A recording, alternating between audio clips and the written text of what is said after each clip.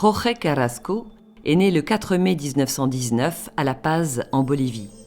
Tout enfant, lors des séjours dans la propriété familiale d'Achocalia, il découvre la vie des Indiens, partage les jeux des enfants et fabrique avec eux les petites figurines d'argile traditionnelles, dont il dit qu'elles furent ses premières sculptures. À La Paz, sa mère l'initie à l'art du dessin et de la peinture, tandis que lui observe les Indiens en train de tailler à la main les blocs de granit qui serviront à paver les rues de la capitale. Ses études secondaires terminées, Carrasco part travailler pendant 1 an au milieu des Indiens, dans les mines de Wolfram. C'est au cours de cette année qu'il prend conscience de la dimension cosmique de la terre et de la pierre, mais aussi de l'injustice sociale. Il décide alors de parcourir son pays et de le donner à voir dans ses tableaux. Carrasco était un enfant turbulent, c'est-à-dire qu'il était curieux de tout de la vie.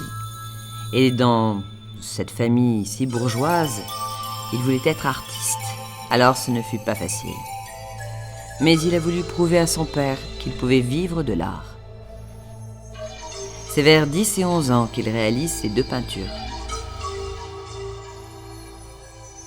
En 1945, il participe au 5e salon des aquarellistes de Lima, au Pérou, et il obtient le 1er prix.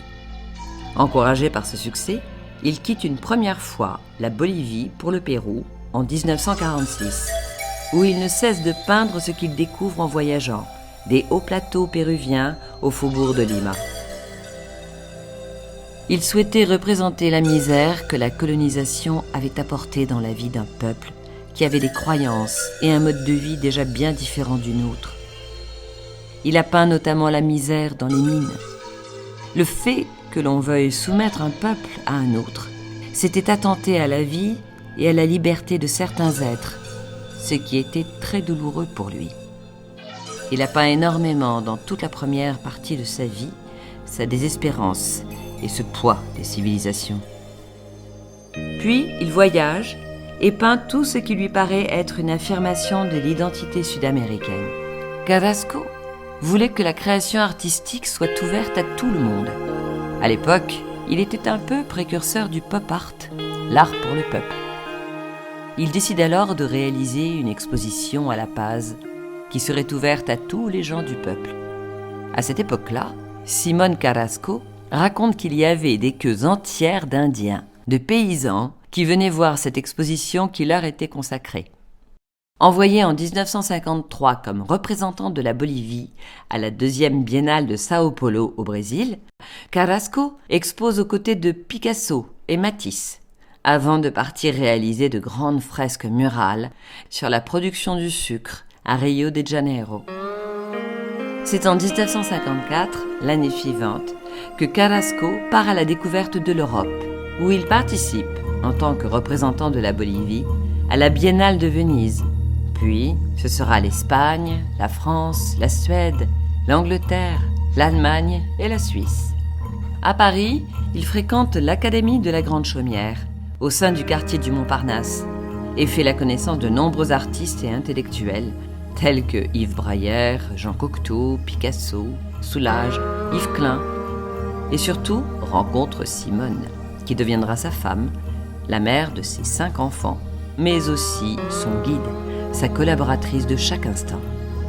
Elle fut et est encore mon inspiratrice, mon tout, une partie de moi-même. Voici plus de 40 ans que nous partageons joie, peine et heurts. Pour moi, l'art est amour, et l'amour, c'est elle, disait-il à 85 ans passés. C'est avec Simone et leur premier enfant qu'ils décident de rentrer en Bolivie. Nous sommes en 1958. La famille s'installe alors à Caracas, au Venezuela, où Carrasco enrichit son expression en abordant avec succès le dessin animé. Il travaille même sur des programmes éducatifs pour la télévision vénézuélienne, tandis que continuent à s'organiser des expositions en Amérique latine et en Europe. À la fin de l'année 1962, Carrasco regagne La Paz, où il demeurera jusqu'en 1967, année où il s'installe définitivement en Europe. Tout d'abord en Belgique, puis, dès 1968, en France, plus exactement au Menou, dans l'Indre. Il trouve l'endroit très beau, et comme il avait envie de sculpter, il décide de poser ses valises à cet endroit.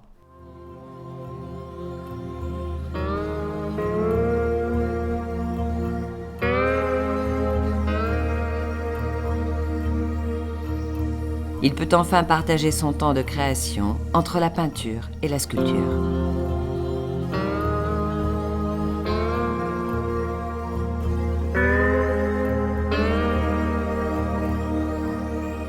Entre 1992 et 1994, de nombreux séjours en Indonésie lui apporteront un nouveau plaisir de voir, de regarder et, comme il le disait, de donner naissance à sa création.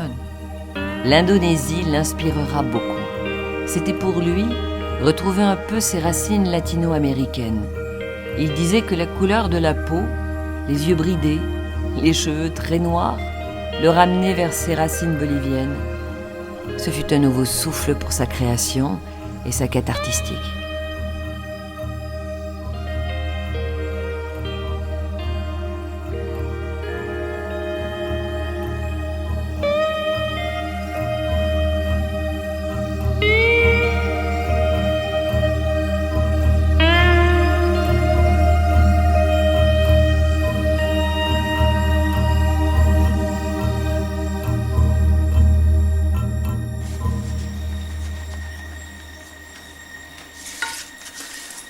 Parce que ça, c'est les fesses. Ça, c'est la femme. Ça, c'est le ventre de la femme. Ça, c'est les cuisses. Ici, c'est la tête. Ici, c'est l'homme. Ils sont en couple, enlacés. Alors, la main de la femme, il vient là derrière, ici. Et ici, c'est le derrière de la femme. Ici, c'est le devant. Ici, c'est le devant de la femme. C'est toujours le couple. Gracias a la vida que me ha dado tanto, me dio dos luceros que cuando los abro, perfecto distingo lo negro del blanco y en el alto cielo su fondo estrellado. En las multitudes el hombre que yo amo. Et la cathédrale de la Paz, il était en construction. Ça doit être vers les années 25, 24, 25.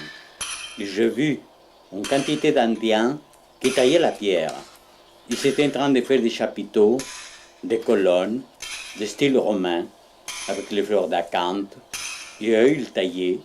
Et ça, c'est devenu une espèce de fascination pour moi, enfant que j'étais.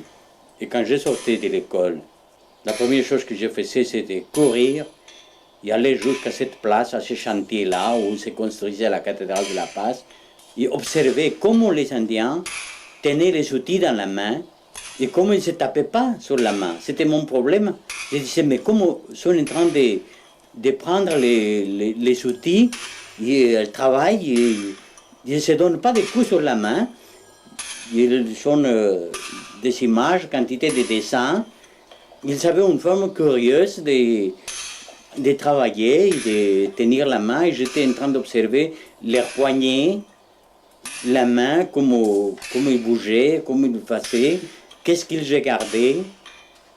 Et comment, heureusement que je parlais leur langue, le moment qu'il y avait un qui arrêtait de travailler, je lui demandais comment est-ce qu'il prenait les outils pour ne pas se faire du mal. Comme autant de temps pouvait travailler et même pas casser une chose qui... parce que quand on est là, donner un mauvais coup, le morceau qui doit rester, il part. Alors, eux, ils me disaient dans sa langue, ils disaient, bon, on travaille comme ça, on prend les marteaux. D'abord, une chose primordiale, c'est que le poignet, il ne doit pas bouger, il ne doit pas avoir ce mouvement de poignet. On doit serrer la partie derrière du marteau très très fort. Et en serrant les poignets très fort, vous verrez que c'est comme si ici, il n'y avait pas une articulation, c'est comme si c'était soudé. Alors, la force, ce n'est pas la force de mon poignet, c'est la force de l'inertie du marteau qui doit venir à cogner sur la tête du ciseau que j'ai dans la main. Mais le moment que le ciseau va arriver à la tête du ciseau, moi je fais un geste avec l'autre main de façon qu'il y ait une vibration qui fait partir un morceau. Mais ça, je dois maîtriser. Alors c'est pour ça qu'on m'appelle à moi, que c'était toute une famille de tailleurs de pierre, on m'appelle les maîtres, parce que moi je maîtrise bien les outils. J'allais tout le temps là-bas, et après j'ai pris tout d'un coup une pierre dans le jardin, j'ai commencé à taper, et évidemment la première chose que j'avais peur, c'était de me taper sur les doigts. Et alors j'ai gardé la tête du ciseau. Et chaque fois que j'ai regardé la tête du ciseau, les marteaux, ils cognaient sur ma main. Alors j'ai dit, mais c'est pas possible. Jusqu'à que je me suis rendu compte, et je suis allé de nouveau chez eux, et j'ai dit, mais pourquoi? Ils m'ont dit, parce que tu as peur. Et la peur, ça va pas. Parce que comme tu as peur de te taper sur la main, tu regardes la tête du ciseau. Et alors, à chaque fois, tu vas rater ton coup. Mais alors, il ne faut pas regarder la tête du ciseau. Il faut regarder la pointe du ciseau. Et tu t'en fous de la tête du ciseau. Que ta main, quand tu regardes la pointe du ciseau contre la pierre, automatiquement, ton autre main, il va donner sur la tête du ciseau. Mais le synchronisme se fait par le regard là et la tige del ciseau. Alors, j'ai commencé à essayer, et toujours avec une certaine peur de me taper, mais j'ai arrivé à fixer mes yeux sur la pointe des ciseaux. Et alors, je voyais que je ne me tapais pas. Et alors, je faisais attention à toutes les indications qui m'ont fait les Indiens. Et comme ça, j'ai appris la taille de la pierre. Et une fois une sculpture taillée, il devient un objet tellement fragile, parce que s'il tombe, il se casse, il est rayé, il explose. On croit que parce que c'est la pierre, il est vraiment solide. Non. Une fois qu'il a été travaillé, il y a des endroits qui sont fragiles, il y a des endroits, des pointes qui peuvent partir, tout ça. C'est très difficile, et c'est pour ça qu'il y a très peu de sculpteurs, et nous, les sculpteurs, nous avons plus de mal à vivre que les peintres. Une peinture, il ne peut pas être caressé. Une sculpture, oui. Ce n'est pas que le regard, c'est le tact, c'est le toucher. Parce qu'il y a aussi une chose, je ne peux pas concevoir l'existence de la matière sans l'existence de l'érotisme, et je ne peux pas concevoir la vie de l'homme sans l'existence de la sensualité. Et cette sensualité qui vit en nous, cet érotisme qui vit en nous, il peut être transmis aux autres à travers une sculpture. Plus qu'à travers le regard simplement dans une peinture.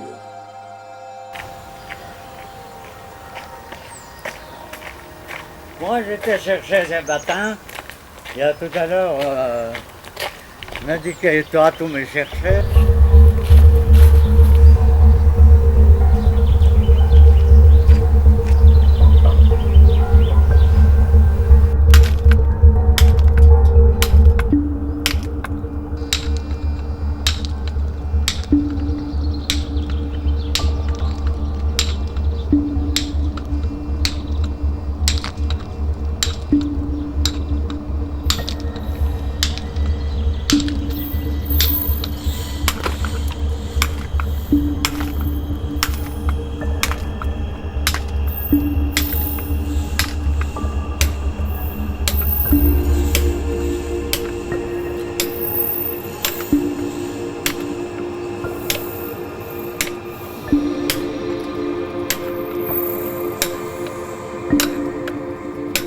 Je suis dans la vie. Alors j'essaie de profiter de tout ce qui m'est donné en temps. C'est une poussière, peut-être la plus infime de l'univers, mais malgré tout, capable de transformer une pierre ou une matière terrestre dans une autre forme de vie parce que la pierre elle est déjà vivante. Alors voilà, c'est ma vie. Je voudrais que les générations du futur reviennent à ça que l'humanité appelle l'art sacré. Mais l'art sacré, ce n'est pas religieux, c'est amour. C'est l'ancienne Grèce, l'Égypte, les Sankals, le Timour, le Mochik, le Paracas, toutes ces choses que nous ne savons pas d'où viennent, ni comment ils ont été faits, mais ils ont été faits pour nous. Pareil. C'est ça l'art.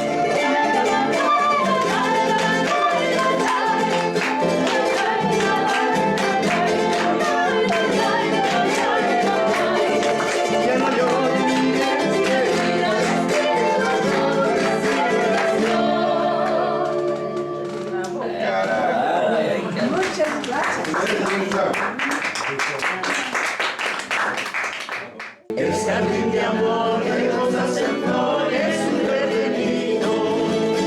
El jardín de amor de rosas en flores súper lindo. Cuando con el alma la cuenta chamaca viva San Lorenzo. Ay,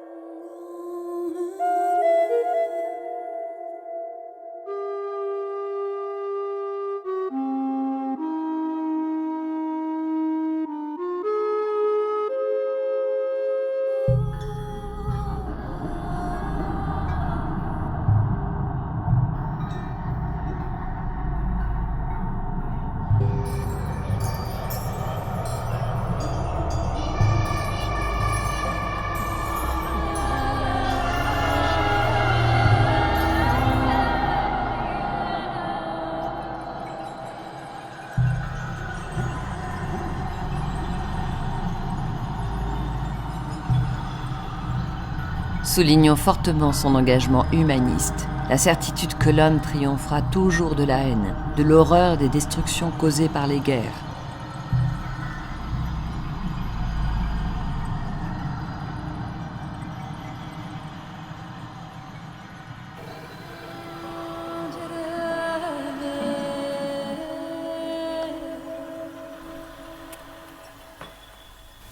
Penser et réfléchir à l'attaque qui a suivi le World Trade Center et la réponse qu'ils ont eue pour avoir osé, si on peut dire, c'était la seule façon peut-être qu'ils avaient de se défendre pour qu'on ne prenne pas ses richesses. Mais l'homme, il ne peut pas vivre sans guerre. Autrement, il y aurait toujours trop d'hommes sur la planète. Et la planète, elle ne pourrait pas nourrir toute sa quantité d'hommes et des chômeurs qu'on appelle aujourd'hui. Et quand j'étais enfant, on me disait à moi, celui qui ne travaille pas ne mange pas.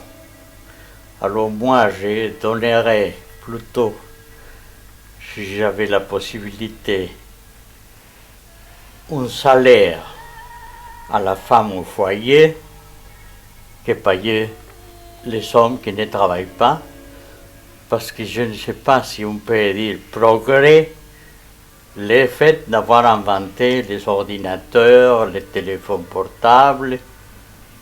Est-ce que c'est un symbole de décadence de notre temps ou quoi? Je ne sais pas.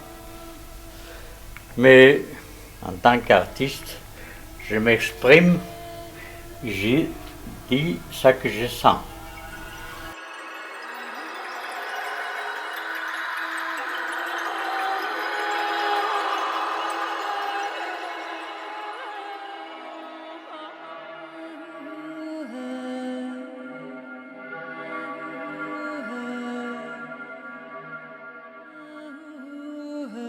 Et aujourd'hui, on est en train de faire la union de l'Europe.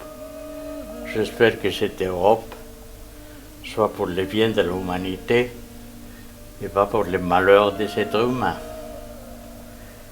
Voilà, c'est ça ma pensée. Et c'est pour ça que quand il y a des sujets pareils, je prends mes pinceaux ou mes ciseaux pour exprimer l'amour, la tendresse, parce que la sculpture se prête plus pour l'amour et la tendresse, parce que l'effort qu'on déplace, ce n'est pas le même que dans la peinture, mais l'art, c'est tout, c'est la vie. Sans art, il n'y aurait pas de vie. Et personne ne sait qu'est-ce que c'est que le temps? Elle ne regarde pas le temps parce que c'est nous qui traversons à travers le temps, de la naissance à la mort. Et la vie, moi je la regarde à l'intérieur de moi et à l'extérieur de moi, les plantes, les fleurs, le ciel, les nuages, tout ce qui existe dans la vie.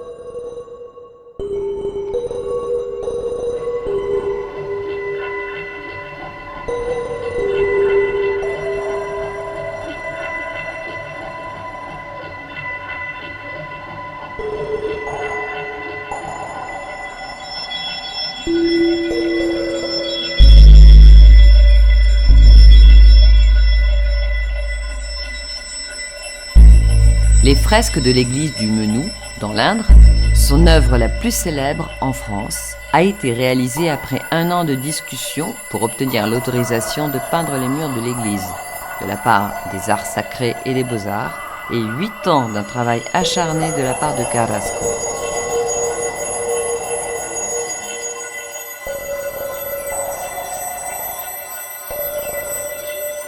Voici le résultat. 450 mètres de fresques dans lesquelles Carrasco exprime sa vision de la création de l'homme et de l'univers. Ces fresques représentent la naissance du soleil, des astres, de la lune, des étoiles et des planètes contemplées par l'homme.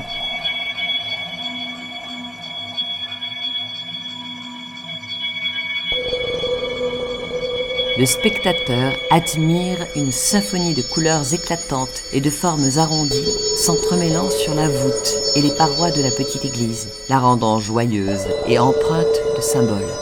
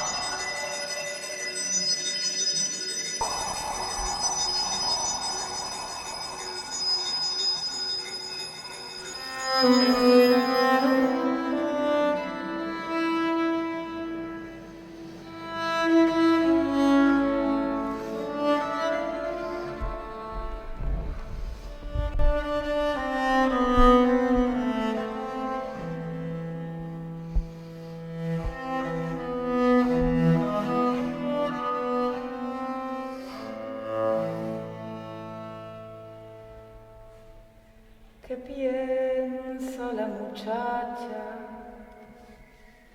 Que pila y pila. ¿Qué piensa el hombre turbo junto a la vieja? ¿Y qué dicen campanas de la capilla? Con sus notas que tristes parecen quejas. ¿Qué piensa la muchacha? Que pila y pila. ¿Qué piensa el hombre turbo junto a la vieja? ¿Y qué dicen campanas de la capilla? sus notas que tristes parecen quejas, y esa luna que amanece alumbrando pueblos tristes, cada historias, cada penas, cada lágrimas me dice, y esa luna que amanece alumbrando pueblos tristes, cada historias, cada penas, cada lágrimas me dice. En el fondo hay un santo de a medio peso, una vela que muere en aceite sucio. Más allá viene un perro que es puro hueso, con ladridos del hambre que Dios le puso. En el fondo hay un santo de a medio peso, una vela que muere en aceite sucio. Más allá viene un perro que es puro hueso, con ladridos del hambre que Dios le puso. Y esa luna que amanece alumbrando pueblos tristes, cada historias, cada penas, cada lágrimas me dice. Y esa luna que amanece alumbrando pueblos tristes, cada historias, cada penas, cada lágrimas me dice. Cada historias, cada penas, cada lágrimas me dice.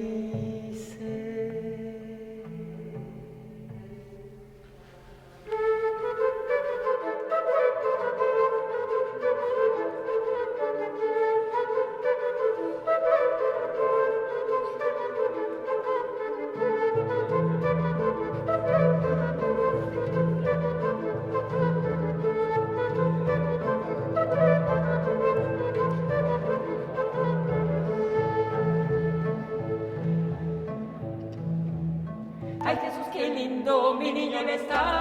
Ay Jesús, mi Padre, mi Dios Achalá. Ay Jesús, qué lindo mi niño está. Ay Jesús, mi Padre, mi Dios Achalá. Ay Jesús, qué lindo mi niño está. Ay Jesús, mi Padre, mi Dios Achalá. Ay Jesús, qué lindo mi niño está. Ay Jesús, mi Padre,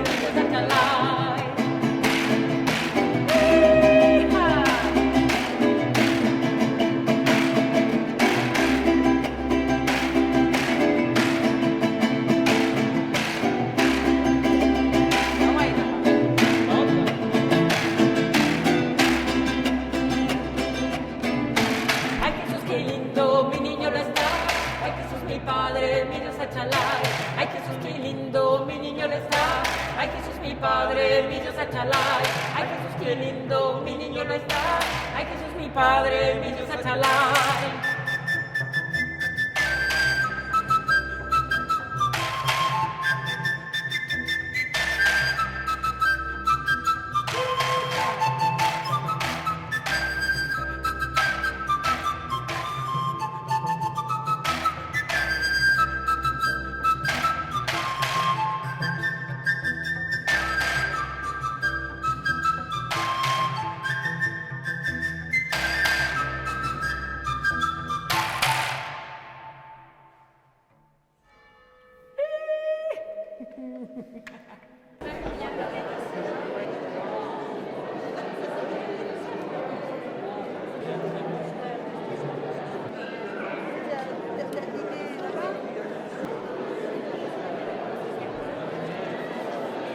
Chers amis, bonsoir à tous. Une fois de plus, les Amis de Carrasco, cette association évidemment créée après que Carrasco ait terminé son passage sur Terre en tant qu'être humain, puisqu'il pensait juste, lui, se transformer, comme on vous l'a expliqué plein de fois. Il pensait venir du cosmos, prendre une enveloppe humaine, traverser la vie et encore changer de dimension. Alors, il nous a laissé plein de choses qui nous font penser à lui, qui nous rappellent sa présence, puisqu'il nous a dit « J'ai laissé cette œuvre dans la vie pour qu'il vive ». Et vous êtes aujourd'hui très nombreux à continuer de venir vivre cette œuvre puisque nous partageons ensemble la découverte de ce qu'il a voulu nous dire. C'était un créateur infatigable, d'où l'œuvre immense qu'il a laissée sur cette terre. Il était en même temps un voyageur infatigable. C'était quelqu'un qui était ouvert. Il disait qu'il fallait toujours rester ouvert à la vie, être là pour prendre tout ce qui nous est donné, ne pas se mettre de barrière et traverser d'un endroit à l'autre et prendre tout ce qui est positif dans tout ce que nous traversons. C'était aussi quelqu'un amoureux de l'art en général. Il était lui effectivement plasticien, mais avant tout c'était un artiste et pour lui l'art est bien au-delà d'une pratique personnelle. C'est l'art plastique, c'est la musique, c'est la danse, c'est toutes les formes d'art qui pour lui étaient importantes et pour lui, comme l'art est amour, eh bien cette église c'est un cri de joie et nous accueillons encore aujourd'hui avec beaucoup de félicité un trio, le trio Baroni, Diana Baroni. Donc l'Amérique latine est un métissage de culture, d'abord celle des indigènes et aussi celle des Européens avec la colonisation et aussi de l'Afrique. En Amérique latine, c'est tout un métissage et ça, c'est ce que le trio Baroni va essayer de nous transmettre. Bonne écoute.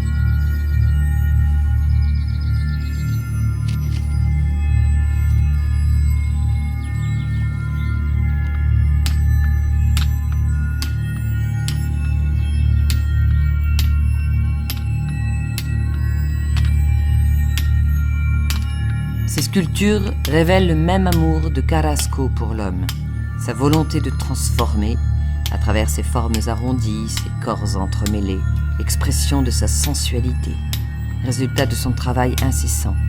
La pierre, mais aussi le bois, le métal, tirées de la terre, en des œuvres façonnées par le geste, les outils, la créativité de l'artiste.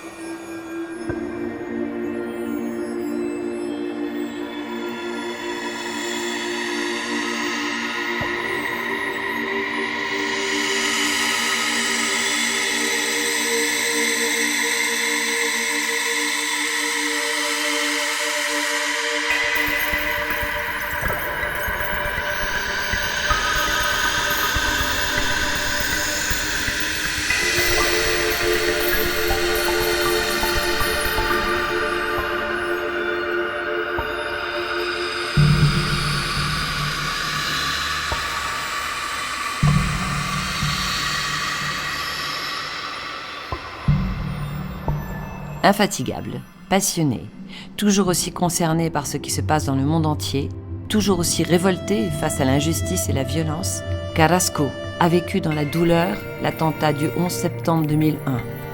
Une fois de plus, il a voulu témoigner de son engagement d'homme et d'artiste qui ne croit qu'en l'amour. Il a peint cette toile monumentale le 11 septembre 2001. Ma dernière, disait-il. Mais il continua à peindre et à sculpter jusqu'en 2006. Carrasco était un amoureux de la vie et la respectait profondément. Il ne fallait pas craindre la vie, disait-il, mais l'aimer et la vivre dans la lumière protégée par le soleil.